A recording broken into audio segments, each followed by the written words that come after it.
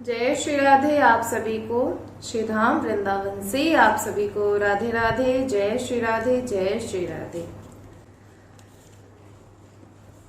आशा करते हैं आप सभी स्वस्थ होंगे और आप सभी से हम बार बार निवेदन कर रहे हैं कि आप सभी अपने घर पर ही रहिए और खूब जितना भजन कर सकते हैं करिए। यकीन मानिए, जो ये अब ऐसी जो स्थितियां हैं जो इस समय बरकरार हैं, उस स्थितियों को देखकर ही हमें समझ लेना चाहिए और हमें ये ध्यान में रखना चाहिए कि जो ये जीव है, हम मनुष्य जो है, हम सोचते रहते हैं कि अभी जो समय है वो बहुत है, हम अपना मनमानी आचरण करते रहते हैं, लेकिन भूल जाते हैं कि हमें कोई कार्य जो है, जो प्रभु ने दिया है, हम उस कार्य को भूल जाते हैं।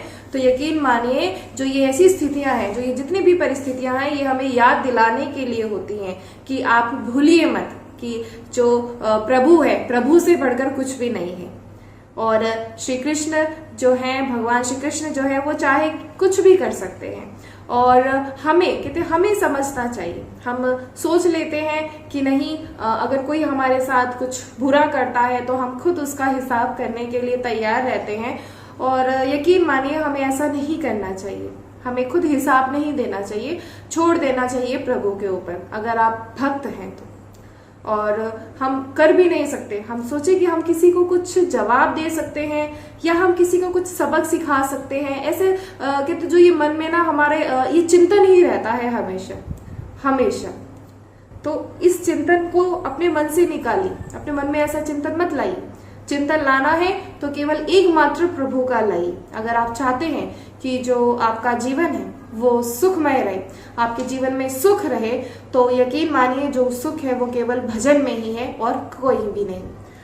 और हम कहते चिंतन, जो जीव है, हम चिंतन करते रहते हैं। अभी अपना इस समय का तो पता नहीं, लेकिन भविष्य का चिंतन कर करके हम हर किसी के लिए कुछ भी सोचते रहते हैं। किसी के लिए कोई भी कैसी भी भावना अपने मन में हम जैसा चाहे वैसा सोच लेते हैं और वो जो चिंतन होता है, वही चिंतन हमारे दुख का कारण बनता है। इसलिए मन में चिंतन मत रखिए। और जीव की कहते जो जीव की है वो क्या मांग करता है, जीव की केवल एकमात्र ही मांग है और वो है भगवत प्राप्ति। जीव नहीं समझता कि मेरा जो जीवन का लक्ष्य है वो केवल भगवत प्राप्ति ही है, ये नहीं समझ पाते हैं। लेकिन यकीन मानिए कि जो जीव का लक्ष्य वो केवल भगवत प्राप्ति ही है।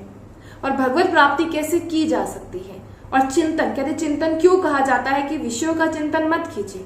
और चिंतन हम अपने मन में हम आपसे कुछ भी, हम सबसे पहले आपको ये समझाना चाहेंगे कि कुछ भी समझाते हैं ना, तो जीवन में कहते जो अनुभव किया होता है उसको अगर समझाना ना, वो बहुत ही एक आसानी से समझाया जा सकता है, क्योंकि वो हम अनुभव कर चुके हैं। जो अनुभव कर चुका होता है और वो जब समझाता है और आपको कुछ भी समझा रहा है कि समझ जाइए, बार बार बोला जा रहा है, तो यकीन मानिए, तो जो आपको जब समझाया जाता है तो वो बहुत ही एक कहते अनुभव होता है किसी का भी, अगर आपको कोई समझा रहा है। हमारे पास कई बार ऐसे प्रश्न आते हैं जो कह देते हैं कि ये जो दुनिया है, ये दुनिया में सीधे रहने का कुछ भी नहीं होता। अगर आप सीधे बनकर रहते हैं तो जो दुनिया है वो हमें जीने नहीं देती, क्योंकि सीधे का नहीं है। ऐसा न जाने कौन कैसे कैसे कर्म करते हैं, तो हम उनका हिसाब क्यों ना करें, क्योंकि हम जानते भी हैं। तो यकीन मानिए, हम किसी का कुछ हिसाब नहीं कर सकते। आप सोचो कि हम किसी का कुछ हिसाब करते हैं, हमारा तो कुछ भी नहीं, हमारा ऐसा सामर्थ्य नहीं है।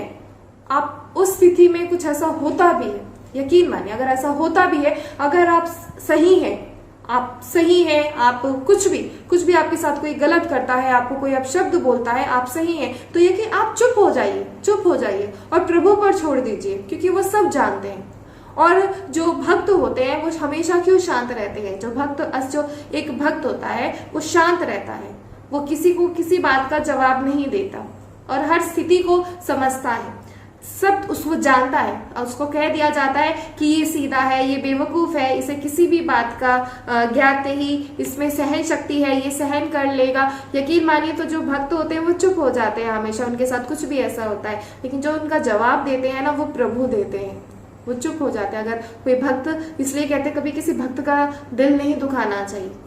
कभी भी आप किसी के लिए कैसा भी कुछ अनुमान लगा लेते हैं कि ये ऐसा है, ये वैसा है, और यकीन में कोई ऐसा नहीं होता। हमारा अनुमान ही, हम अपने ही अनुमान लगाते रहते हैं और हर किसी को अपनी नजरों में गलत साबित करते रहते हैं। अपने अनुमान को लगाना छोड़िए और केवल एकमात्र कार्य करते रहिए, और वो है भजन, और कुछ भी नहीं।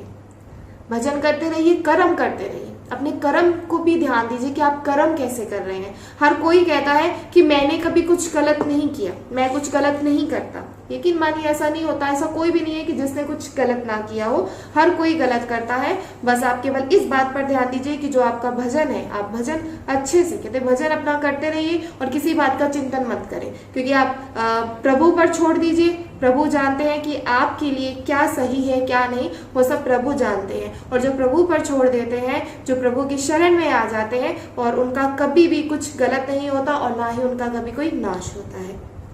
तो कहते हैं हमारा चिंतन ही हमारे दुख सुख का कारण है। हमारे दुख सुख का कारण कौन है? हमारा चिंतन।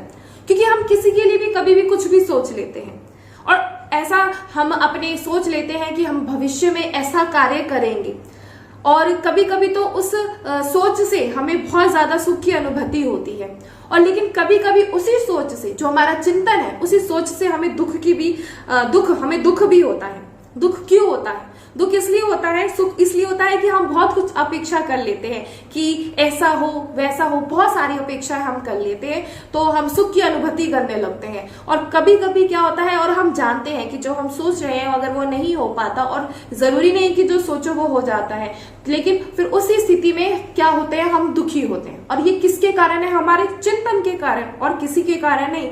कोई भी व्यक्ति, कोई भी वस्तु कहते ना तो आपको सुख प्रदान करती है, ना आपको दुख प्रदान करती है। जो आपके जीवन में सुख दुख का जो कारण है, वो केवल आपका चिंतन है और कुछ भी नहीं। हमारा चिंतन ही हमारे बंधन और मोक्ष का कारण है। हमारा चिंतन ही हमें सबसे बांध कर रखता है कि हम बंधे रहते हैं, जिन रिश्तों से बंधे रहते हैं। हमने आपको कई बार समझाया है कि रिश्तों से आप बंधे तो रहते हैं, लेकिन ये सोचिए, कभी ध्यान लगाइए, और ध्यान क्या लगाइए, कभी बैठ आप हर कोई, किसी का भी अगर ये कि नहीं उसे सोचने की जरूरत होगी, अगर किसी से कोई प्रश्न पूछ लिया जाए कि किसने इस संसार की कटुता का अनुभव ना किया हो, तो हर किसी का जो उत्तर होगा वो हाँ में होगा कि हाँ, मैंने हर जगह इस संसार की कटुता का अनुभव किया है। मेरी इतनी सारी अच्छाइयां मैंने अगर किसी के लिए की है, लेकिन एक चूक, केवल एक चूक, वो उसे हर कोई याद रखता है, लेकिन मेरी अच्छाइयों को कोई याद नहीं रखता। मेरी अच्छाइयों को भूल देते हैं, मेरी अच्छाइयों को भुला दिया जाता है। और जब मुझे कोई, मेरा कठिन समय होता है, तो कोई मेरे साथ नहीं होता, कोई मेरे साथ नहीं होता। लेकिन हम आपको कहना चाहेंगे, आप तभी अपने आप को अकेलापन महसूस करते हैं, क्योंकि आप गलत दिशा में सहायता मांगते हैं।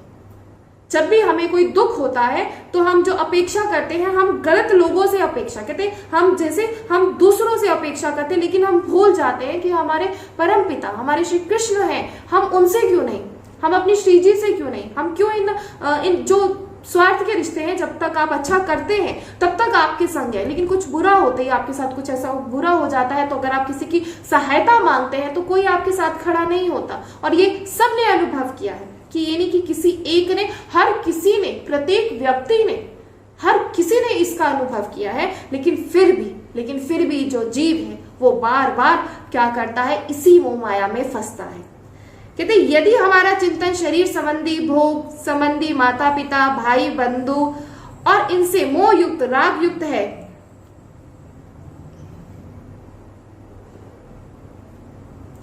तो जो कहते हैं हमारा जो ये चिंतन है, कहते अगर आप कहीं हो, जैसे चिंतन कैसे, कहते जो चिंतन का कारण होता कहाँ है, चिंतन हमारा कहाँ, हम कहाँ चिंतन लगाते हैं? हम चिंतन लगाते हैं अपने भाई बंधुओं में लगाते हैं, माता पिता में लगाते हैं, और तो कोई चिंतन का कारण होता ही नहीं है। और हम व्यर्थ ही चिंतित होते रहते हैं।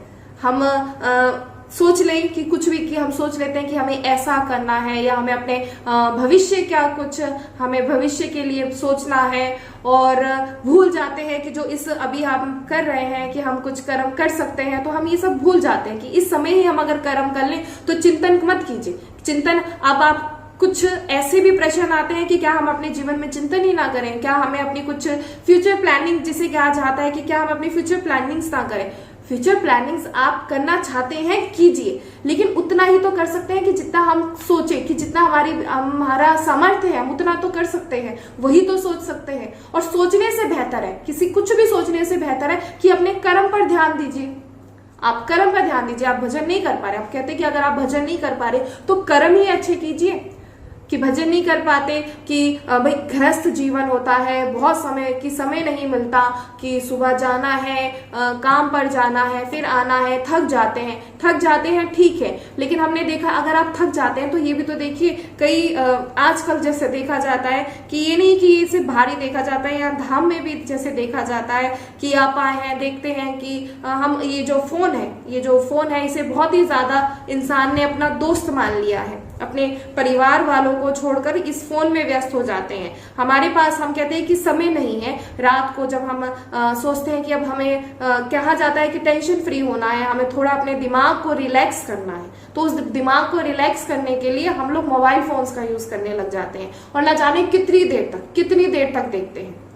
और जैसे अब आज हम इनमें जब बिजी कहते, जब आप इतनी चीजों को, इन पर समय आप अपना व्यर्थ कर सकते हो, तो आप भजन को क्यों नहीं, आप केवल अगर गृहस्थ जीवन में कहते हैं अगर आप 10 मिनट भी मन से अगर आप भजन करते हैं, तो यकीन मानिए उस भजन का ना जाने कितने भजन के वो बराबर होता है। इतना आपको नहीं सोचना कि भजन हमें 2 घंटे करना है, 3 घंटे करना है, 4 घंटे करना है। यकीन मानिए एक क्षण भी अगर आपने मन से, दिल से प्रभु को याद कर लिया, तो वो सबसे बड़ा भजन है, सबसे बड़ा। माला मन के में हो रहे हैं, ध्यान इधर उधर ध्यान है, उस माला का कोई फायदा नहीं है। इसलिए समझिए, जो चिंतन है, चिंतन ही इस भजन को नहीं करने देता। इस चिंतन को ही कहते, इस चिंतन को जहां ये फंसा हुआ है इसे वहां से निकालिए, क्योंकि चिंतन ही आपके सुख का और आपके दुख का कारण है। और हम जानते हैं कि जो हमारा जीवन है वो बहुत ही थोड़ा है। अब आज की स्थिति में अगर जरा सा भी खांसी जुकाम होता है तो सबको भय लग जाता है कि कहीं ये कोरोना तो नहीं, तो सबको ये डर लग जाता है। तो यकीन मानिए जब हमें डर है कि जो ये ऐसी महामारी है जो हमारे प्राण ले सकती है, सब जानते हैं कि ये महामारी किसी के भी प्राण ले सकती है, तो हमें उस डर का क्यों नहीं, कहते उस डर का आप क्यों नहीं फायदा उठाते कि हाँ हमें भजन करना है। ये क्योंकि जो ये क्षण है, ये शरीर है, ये किसी भी क्षण नष्ट हो सकता है, किसी भी क्षण। बस हमें इस बात का ध्यान रखना है कि इस शरीर को अगर ये कहते ये नष्टवान है, तो इसको आप साकार कीजिए, अपने इस जीवन को साकार कीजिए। और वो कैसे कर सकते हैं? सिर्फ भजन। बार बार कहते हैं कि भजन में कैसे बार बार बोल दिया जाता है कि भजन भजन भजन। क्यों कहा जाता है भजन? क्योंकि भजन ही आपको समझाता है। और ये सत्संग, भजन का जो भजन कैसे करे, भजन नहीं हो पाता। जो चिंतन है, इस चिंतन को मुक्त केवल सत्संग करता है। सत्संग ही आपको चिंता मुक्त करता है। बेकार में सोचना, व्यर्थ में सोचना, किसी भी आप सोचकर कुछ भी नहीं कर सकते। आप सोचो कि मैं ऐसा कर सकता हूं, हम सोच के सच्ची में आप खुद सोचिए कि आज तक का जितना भी समय है, आप लोगों ने जितने भी आपने जो कहते हैं प्लानिंग्स की है, तो क्या कभी वो पूरी हुई है? ऐसा होता है, हम जैसा सोचते हैं वैसा कभी पूरा नहीं हो पाता। ऐसा हर किसी को सुनने को मिलता है। बहुत से ऐसे आते हैं कि जो कहते हैं कि हमने जीवन में मतलब बहुत सोचा कि हम ऐसा करें वैसा करें, लेकिन नहीं कर पाते। ऐसा होता है कि जैसा सोचो वैसा नहीं हो सकता। तो फिर सोचिए, फिर किस बात को हम क्यों व्यर्थ में हम क्यों चिंतन करते हैं? इसलिए मत कीजिए व्यर्थ का चिंतन। अपना केवल एक ही मात्र वो रखिए। आप बस इतना सोचिए कि जो ये शरीर है ये विनाशी है, ये आज नहीं तो कल इसका तो विनाश होना है। हम सोचे कि हम अमर हैं, ऐसा नहीं हो सकता कि कोई भी इस अगर धरती पर आया है तो इस धरती से जाएगा भी।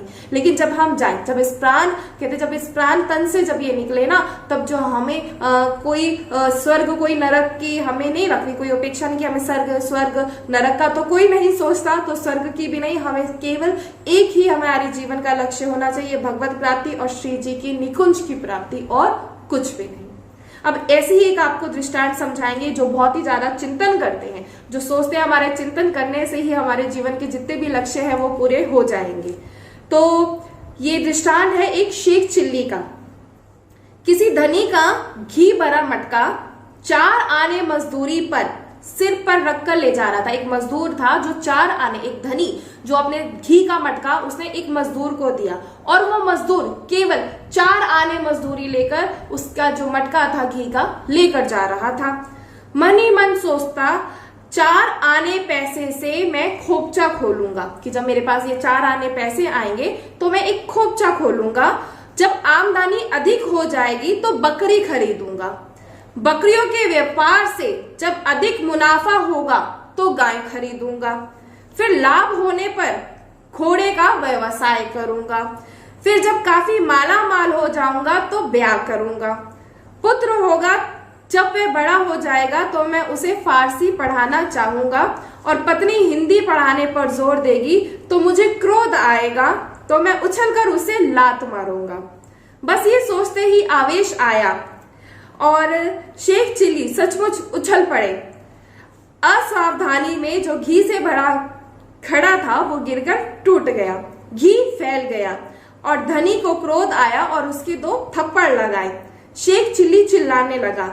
लोगों की भीड़ भी एकत्रित हो गई। पूछने पर धनी ने अपनी कृत हानि बताई कि इसकी वजह से जो मेरे घी का भरा मटका था वो टूट गया।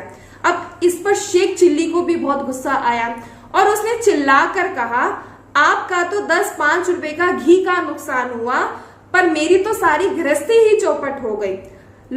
फिर जब शेख कहते ऐसा, वो क्या सोच रहा था उसको आप सोचिए, उसने क्या सोचा कि इस 4 आने जो उसे मजदूरी मिलेगी तो उसने ना जाने कितना अपने चिंतन में ही पूरी अपनी जिंदगी जी ली, पूरे चिंतन में कि अपना कहां से कहां पहुंच गया। लेकिन जहां से उसे वो 4 आने मिलने थे, उस 4 आने का ही क्या हुआ, उस 4 आने का जो मटका जो उसे मिलना था वही टूट गया और वो बहुत से गुस्सा में चिल्लाने लगा कि ऐसा क्यों। तो इसलिए समझिए, आपको ये लगता है कहते जो ये प्रवचन है, आप सोचते जो ये सत्संग है हमारे जीवन में किसी काम का नहीं है, और यकीन मानिए बहुत ही कम लोग होते हैं जो सत्संग सुनते हैं, क्योंकि जिस पर कृपा होती है वही सत्संग सुन पाता है और अपने जीवन में आगे बढ़ पाता है। जीवन में आगे बढ़ने का तात्पर्य ये है, यकीन मानिए कि हम एक कहावत है कि बड़ा हुआ तो क्या हुआ, जैसे पेड़ खजूर, पंथी को छाया नहीं फल लागे अति दूर। जैसे खजूर का पेड़ कितना बड़ा होता है लेकिन वो किसी को छाया नहीं देता, लेकिन एक आम का वृक्ष कहते वो झुकता है, उसमें फल भी मिलते हैं और उससे छाया भी मिलती है। ऐसे ही जीवन में झुकना गलत नहीं है। जीवन में आप सोचो कि मैं झुक जाऊं या मेरे को, आपको हम जैसे बार बार समझाते हैं, ऐसा हर किसी के साथ होता है कि कह दिया जाता है कि इसने मेरा उपहास किया, इसने मुझे कटु वचन बोले, तो आप सोचते हैं कि इसे कैसे इसको हम बदला लें, इससे कैसे सुनाएं, तब जाके हमें शांति मिलती है। यकीन मानिए उसमें भी शांति नहीं मिलती है। हम सोच लें कि शांति मिलती है, उसमें भी शांति नहीं मिलती। सोचने वाली बात है। आप सभी का अनुभव भी ये होगा, आप सबने ऐसा अनुभव भी किया होगा कि चाहे आप उसको कितना मर्जी कुछ भी खेल लीजिए, चाहे आप लड़ाई तक कर लीजिए, चाहे आप हाथ भी उठा लीजिए, लेकिन आपको शांति नहीं मिलती। लेकिन अगर माफ कर दिया जाए तो यकीन मानिए हृदय में बड़ी शांति मिलती है। इसलिए किसी की बातों का बुरा नहीं मानना चाहिए, और ये जितना भी जो सामर्थ्य है ना, ये केवल आपको भजन देता है और कोई नहीं दे सकता। आप कहते जैसा हम देखते हैं वैसा ही तो करते हैं। आजकल तो जैसे ये जो जितने भी टीवी है, ये जो मनोरंजन, जो आप अपना समय व्यर्थ करते हैं मनोरंजन में, और ये जो आप टीवी देखते हैं, ये जो आप नाटक देखते हैं, यकीन मानिए जो ये टीवी है यही सबसे बड़ी जड़ है। इसी को ही खत्म कीजिए, ये टीवी देखना बंद कीजिए। इस मोबाइल है अपने पास रखिए, क्योंकि जरूरत है रखिए, लेकिन उसमें जो आप समय नष्ट करते हैं उसमें आप सत्संग सुने, भजन सुने, और यकीन मानिए आपका जो मन है वो शांत रहेगा। जो ये डिप्रेशन बीमारी आजकल हर किसी में, अब तो बच्चों में भी नजर आती है, बच्चों में भी डिप्रेशन देखने में नजर आता है। कई बार सुना जाता है कि इस बच्चे को डिप्रेशन है, कई बार कि बच्चों को डिप्रेशन हो जाता है, तो यकीन मानिए वो डिप्रेशन का कारण और कोई नहीं, वो डिप्रेशन का कारण क्योंकि हमारी कहते हैं हम इतना चिड़चिड़ा जाते हैं, हम इतना परेशान हो जाते हैं अपने इस रोजमर्रा की जिंदगी से कि हम बच्चों पर उतारते हैं। ऐसा मत कीजिए, वो बहुत ही नाजुक है। बच्चे अभी उन्हें कुछ ही नहीं पता और पता भी नहीं होता, तो इसलिए आप अपने मन को शांत रखें। घर में अगर एक व्यक्ति भी भजन करता है, एक व्यक्ति भी ठाकुर जी श्री जी का नाम लेता है, तो उसका प्रभाव सब पर पड़ता है। आपके घर में से केवल एक व्यक्ति भी अगर श्री राधा रानी जी का नाम लेगा, ठाकुर जी का नाम लेगा, तो यकीन मानिए जो ठाकुर जी हैं वो सबके कवच बन जाते हैं, सबके। इसीलिए आप ये मत सोचिए कि दूसरे कर रहे हैं या नहीं, लेकिन आप जरूर कीजिए। अब कहते हैं जो ये प्रेम पद की उपासना है, जहां हम कहते हैं तो श्री ध्रुवदास जी कहते हैं कि सबते कठिन उपासना प्रेम पंथ रस रीति, राई समझो चले मन छूट जाए ध्रुव प्रीति। जो ये प्रेम की उपासना है, रसमयी उपासना है, वो सबसे कठिन है, क्योंकि मन के कहते जो मन भटकता रहता है, हम जो आप तो सोचिए कि हमारा मन कैसे भटकता है।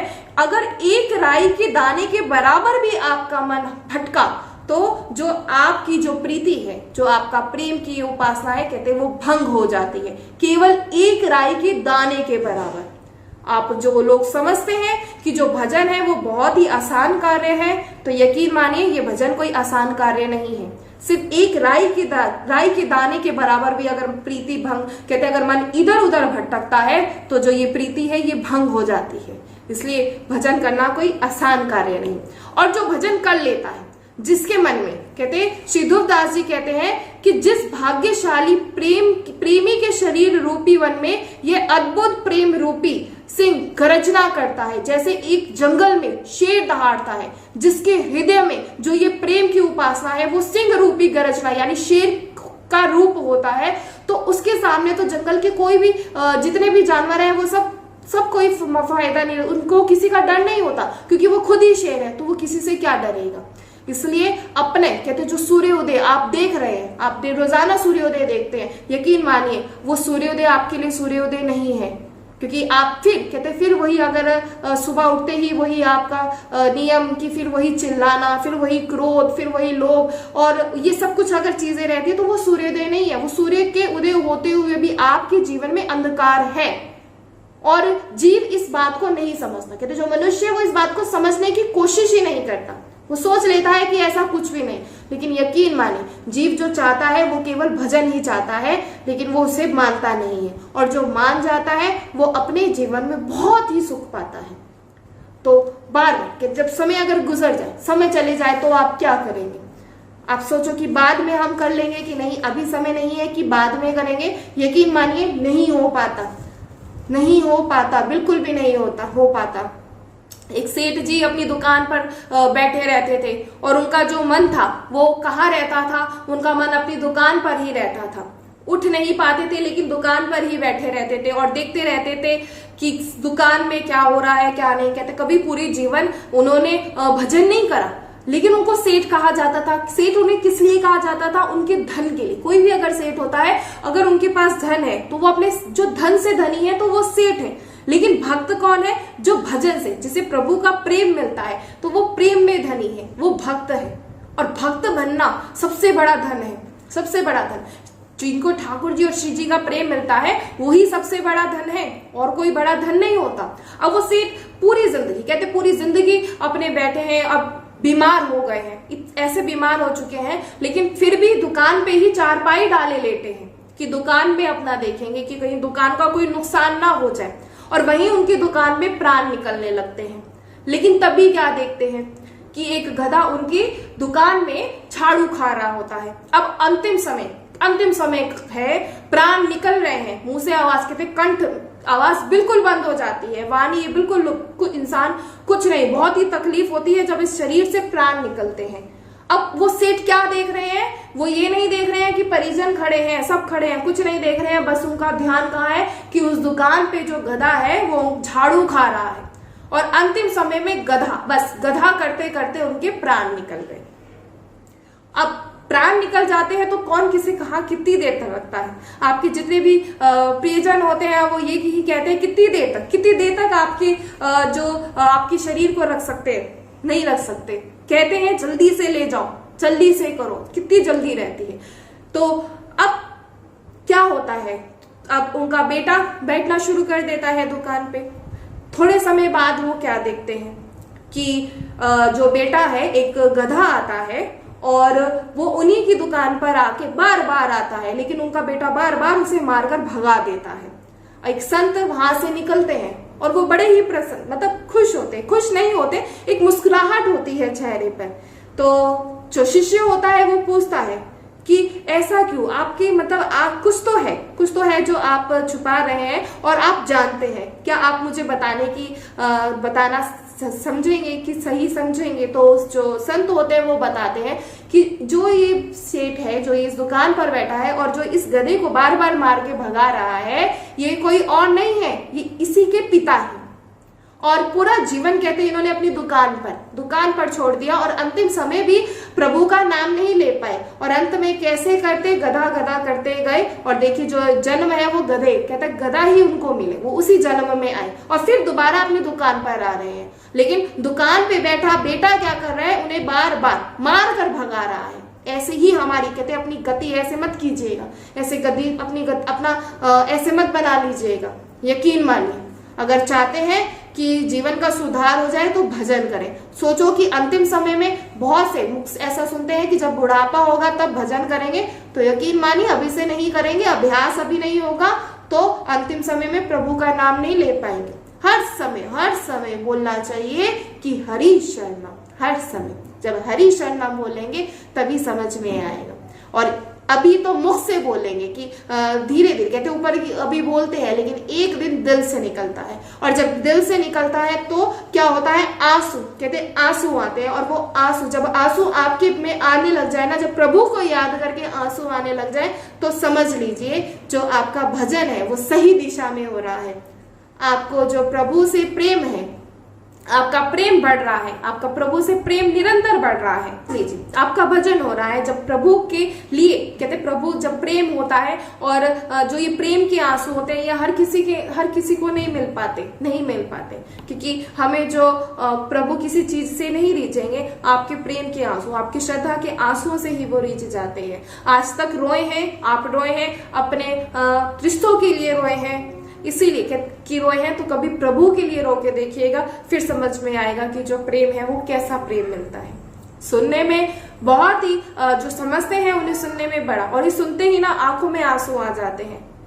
लेकिन जो नहीं समझते उन्हें लगता है कोई बात नहीं, उन पर भी कृपा होगी। ऐसे बहुत कई बार ऐसे भी मैसेजेस आते हैं जो विरुद्ध होते हैं, लेकिन हमें कभी कोई वो नहीं होता। हमें बस ये रहता है कि प्रभु इन पर भी कृपा करे, क्योंकि हम सबके लिए मांगते हैं। और हम क्यों मांगते हैं, हम इसलिए मांगते हैं क्योंकि प्रभु बहुत खुश होते हैं। अपने लिए तो सब मांगते हैं, लेकिन दूसरों के लिए मांग कर देखिए।